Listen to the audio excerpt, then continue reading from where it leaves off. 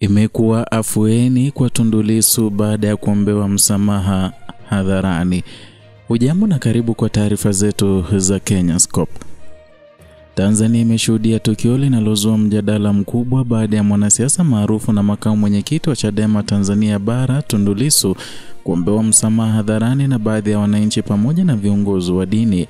Tukio hili limeonekana kama hatua ya maridhiano ya kisiasa na kijamii linalolenga kuponya majeraha ya muda mrefu yaliyosababishwa na misuguano ya kisiasa. Katika video iliyosambaa mitandaoni, mwananchi mmoja alisikika akitoa maombi ya msamaha kwa niaba ya Watanzania wote waliomuhusisha Lissu na dhulma za kisiasa au waliomwacha peke yake baada ya kushambuliwa kwa risasi mwaka 2017. Na tukio hilo lilionekana kugusa hisia za waliohudhuria, huku wengine wakionekana kushiriki katika maombi kwa ishara za mshikamano wa matumaini mapya. Hatua hii imekuja wakati ambapo Lissu ameendelea kuwa mmoja wa wanasiasa wanaotoa sauti kali za upinzani dhidi ya serikali, hasa kuhusu mfumo wa uchaguzi na masuala ya kikatiba. Ameweka wazi kwamba Chadema haitasusia uchaguzi mkuu wa mwaka 2025, badala yake chama hicho kitaendeleza shinikizo kwa serikali ili kuharakisha mabadiliko ya katiba na sheria za uchaguzi. Lissu ameonya kuwa mfumo wa sasa wa uchaguzi umekuwa kikwazo kwa upatikanaji wa haki, akisisitiza kuwa chama chake kitalipeleka suala hili kwa wananchi, viongozi wa dini na hata jumuiya ya kimataifa ili kuhakikisha mageuzi yanatekelezwa. Na katika mahojiano yake hivi karibuni, Lissu amependekeza vyama vya upinzani kushirikiana kwa makini na kuungana katika maeneo yenye ushindani ili kuongeza nafasi ya kushinda.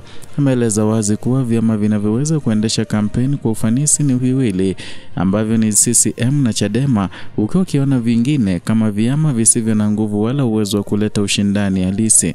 Maombi ya msamaha kwa Lissu yamechukuliwa na wachambuzi wa siasa kama dalili ya mabadiliko ya kisaikolojia kwa taifa, ishara kwamba wananchi na viongozi wa kiroho wanatambua umuhimu wa kuponya majeraha ya kisiasa na kuimarisha mshikamano wa kitaifa.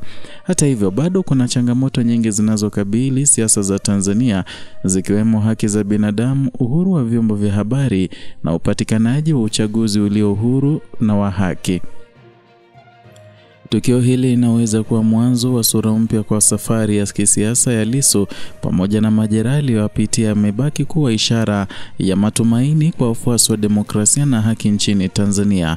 Hatua hii ya maombi ya msamaha inaweza pia kuwa mwito kwa serikali na vyama vya siasa kuangalia mbele na kujenga mazingira bora ya kisiasa kwa ajili ya uchaguzi mkuu ujao. Na huo ndio mwangazo wa taarifa hii hapa Kenyascope. Endelea kufuatilia uchambuzi wetu wa kisiasa na matukio makubwa yanayounda historia ya Tanzania. Usisahau kusubscribe na kuwasha kengele ili upate habari na uchambuzi pindi yanapojiri.